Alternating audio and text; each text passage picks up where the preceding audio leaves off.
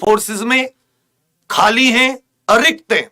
जितनी sanction strength या मतलब जितने होने चाहिए थे उसमें 84,000 के लगभग कम है। फिर सेकंड चीज उन्होंने बताई कि इसमें 25,000 पर भर्ती प्रक्रिया चालू है, जो जीडी की 2021 वाली भर्ती थी, और दिसंबर 2023 तक बाकी पद भी भरे जाएंगे। तो जब ये आप इस खबर को देखोगे और जब इस खबर से आप अंदाजा लगाओगे तो आपको 3-4 चीजें यहां पर एक एक चीज समझ में आ जाएगी कि असल में है क्या। तो ध्यान दीजिएगा साथी कि जब इन्होंने 50,000 84,000 पद बताए और 25,000 की उसमें इन्होंने भर्ती चल रही है, इसका मतलब जो एसएससी जीडी 2022 की भर्ती प्रक्रिया है, एसएससी जीडी 2022, ध्यान दीजिएगा इसमें पद लगभग 50,000 के करीब आएंगे, लगभग 50,000। मतलब थोड़े कम हो सकते हैं, थोड़े ज्यादा, क्योंकि अगर आप 84,000 में से 25,000 निकाल देते हो तो भी आपके पास काफी संख्या में लगभग 59,000 के करीब, उनमें से मान लेता हूं कुछ केंद्रीय जो अपनी ऊंची पोस्ट होती है जैसे असिस्टेंट कमांडेंट हो गया या एसआई इंस्पेक्टर, ये कुछ मान लो हेड कांस्टेबल इत्यादि की, तब भी 50,000 के करीब प्लस इसमें पद आप इस बार मानकर चलिए, क्योंकि दिसंबर 2023 तक भर्ती पूरी करनी होगी। तो ये अंतिम भर्ती होगी जिसमें कि एसएससी जीडी के खाली पड़े पद भरे जाएंगे। ये मोदी जी के भाषण में भी क्लियर था कि 1.5 साल में 10 लाख, उनमें से बहुत बड़ी संख्या एसएससी जीडी के द्वारा सीएपीएफ में, तो लगभग 50,000। इसका सबसे ज्यादा फॉर्म किसी डिफेंस के अगर आप देखोगे कि वर्दी वाली नौकरी के, तो सबसे ज्यादा फॉर्म इसी एसएससी जीडी के भरे जाते। उसमें सबसे बड़ी जो एक भूमिका है वो है इसकी साथी शैक्षिक योग्यता, क्योंकि इसमें जो इस एग्जाम को क्लियर करने के लिए साथी जो इसकी शैक्षिक योग्यता है वो 10वीं है। कितनी है? 10वीं पास। ये किसी भी बोर्ड से हो सकता है, किसी भी मान्यता प्राप्त बोर्ड से, चाहे आपने ये यूपी बोर्ड से कर रखी हो या आपने साथी ये अपने सीबीएसई कर रखी हो सीबीएसई से, या आपने उत्तराखंड बोर्ड से, राजस्थान बोर्ड से, हरियाणा बोर्ड से, या अगर आपने एनआईओएस किसी ओपन बोर्ड से भी कर रखी है तो भी कोई इश्यू नहीं होना चाहिए। इसलिए इसमें सबसे ज्यादा, क्योंकि व्यक्ति जब सरकारी नौकरी का फॉर्म भरता है तो पहली जो लेवल पर नौकरी निकलती है वो 10वीं के लेवल पर निकलती है, और आप ये कह सकते हैं कि जो सबसे बड़ी यही नौकरी है। फिर इसके बाद में अगर आप आयु देखोगे किसमें एज, तो साथी 18 वर्ष से 23 वर्ष, 18 वर्ष से 23 वर्ष, ये किसके लिए? अनरिजर्व इत्यादि के लिए, या अनारक्षित या जनरल कैटेगरी जो होती है उसके लिए। बाकी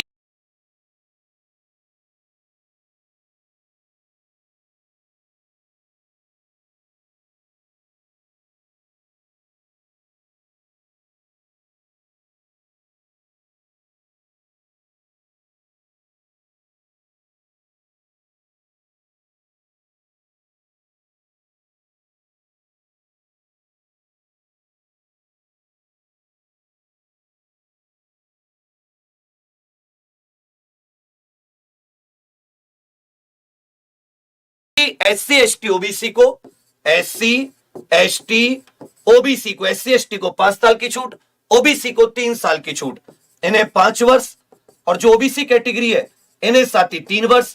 इसके अतिरिक्त 1984 के दंगों में जिन लोगों ने जान गंवाई थी उनके डिपेंडेंट, 2002 के दंगों में जिन्होंने जान गंवाई थी उनके डिपेंडेंट इत्यादि के लिए भी इसमें विशेष प्रकार से छूट का प्रावधान है।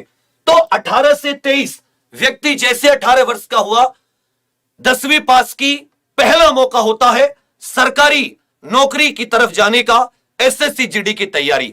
इस बार तो सबसे अच्छा आप लोगों के लिए इसलिए है कि समय से आपको पता चलेगा, संख्या भी पदों की बहुत ज्यादा है, तो मेहनत आप ज्यादा कर पाओगे।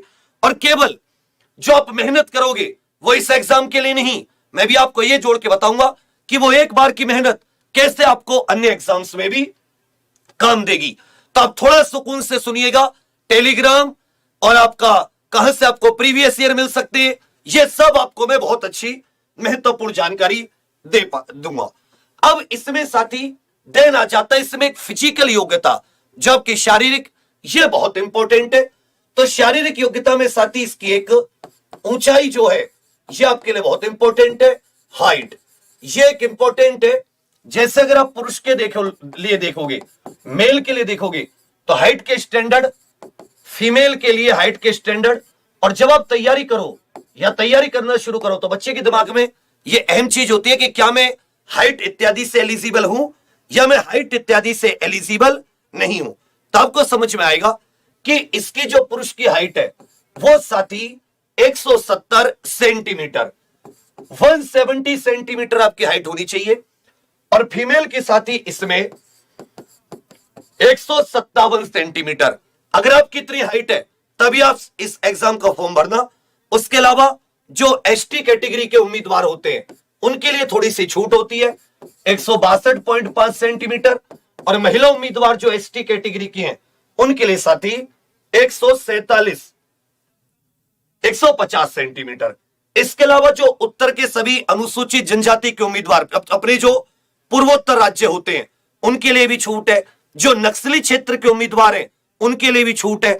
गढ़वाली, कुमाऊनी, डोगरा, मराठा, इनसे संबंधित भी छूट है। असम, हिमाचल प्रदेश, जम्मू कश्मीर इत्यादि से आने वाले साथियों को भी साथी इसमें छूट है।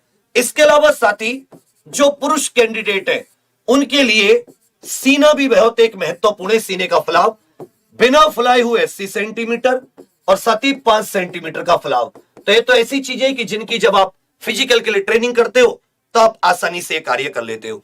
उसके बाद में इसमें एक रेस है। रेस के भी मापदंड थोड़े से अलग है। जो पुरुष कैंडिडेट है वो साथी 5 किलोमीटर की दौड़ 24 मिनट में, 5 किलोमीटर की दौड़ 24 मिनट में कंप्लीट करते हैं। और जो महिला कैंडिडेट है फीमेल, वो साथी 1.6 किलोमीटर 1600 मीटर की 8.5 मिनट में दौड़ कंप्लीट करती हैं। तो ये इसके शारीरिक। बाकी इसमें जो लद्दाख के उम्मीदवार होते हैं उनके लिए 5 किलोमीटर की जगह 1600 मीटर, महिलाओं के लिए 800 मीटर। बाकी कुछ और भी इसमें अनुसूचित जनजाति के उम्मीदवारों के लिए जो ये चेस्ट वाली रिक्वायरमेंट है इसमें भी थोड़ी सी कमी है। अब इसकी यदि आप प्रक्रिया देखोगे कि सर इसकी प्रक्रिया क्या है ये बताइए, सबसे पहले क्या करना होता है। तो सबसे पहले आप फॉर्म भरोगे। आप देखोगे लड़के कि आपकी हाइट 170 सेंटीमीटर, गर्ल्स महिलाएं 157 सेंटीमीटर। अगर आप अनुसूचित जनजाति एसटी शेड्यूल ट्राइब से हैं तो उसी के अनुसार जो आपके लिए छूट है उसके हिसाब से आपकी हाइट है या नहीं है। उसके बाद में कि क्या आपकी एज 18 से 23 के वर्ष में ओवर एज तो नहीं है, अंडर एज तो नहीं है, SC ST OBC है, केंद्र वाली लिस्ट, सेंटर वाली लिस्ट, तो क्या आपके पास उसका सर्टिफिकेट है, यह सबसे अहम हो जाती है। उसके बाद में इसका जो पहला वो होता साथी कंप्यूटर बेस्ड टेस्ट, कंप्यूटर आधारित टेस्ट, कंप्यूटर आधारित टेस्ट पूरे देश में कई दिन चलता क्योंकि फॉर्म बहुत ज्यादा होते हैं। अलग अलग शिफ्ट में यह कंप्यूटर आधारित एक टेस्ट होता है। ऑब्जेक्टिव टेस्ट है, ऑब्जेक्टिव टाइप टेस्ट होगा। इसमें साथी कुल 100 प्रश्न आएंगे। प्रत्येक प्रश्न आपका 1 नंबर का होगा। तो कुल कितने नंबर का पेपर हो गया?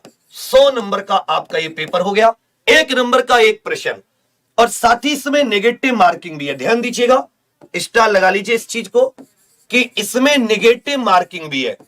नेगेटिव मार्किंग, नेगेटिव मार्किंग कि अगर आप सही करते हो तो आपको एक प्रश्न का 1 नंबर मिलेगा और यदि आप गलत करते हो तो नंबर कटेंगे 0.25 नंबर, मतलब 1/4 नंबर आपका कट जाएगा गलत करने पर। इसी को नेगेटिव कहते हैं कि 0.25 नंबर आपका कट जाएगा। अब इसमें रिटर्न में क्या क्या आएगा वो भी देखेंगे। पहला सीबीटी हो गया। उसके बाद में सेकंड साथी आपका मेरिट लिस्ट लगेगी इन 100 नंबर के आधार पर।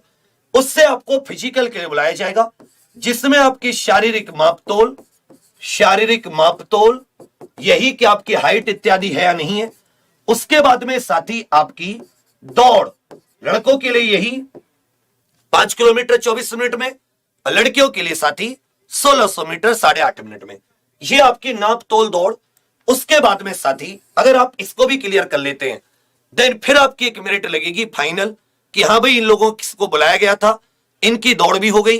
अब उसके बाद में आपका मेडिकल होगा, जिसको चिकित्सीय जांच कहते हैं। यह कार्य एसएससी कराएगी, कंप्यूटर आधारित टेस्ट। और ये जो कार्य होंगे ये सीएपीएफ अपने अलग अलग सेंटरों में, जैसे सीआरपीएफ के में, आईटीबीपी के में, सीआईएसएफ के में, एसएसबी के में, बीएसएफ, असम राइफल्स, इनमें अलग अलग जगह आपके शारीरिक जो माप तोल दौड़ इत्यादि का टेस्ट हुआ, यह क्वालिफाइंग होता है।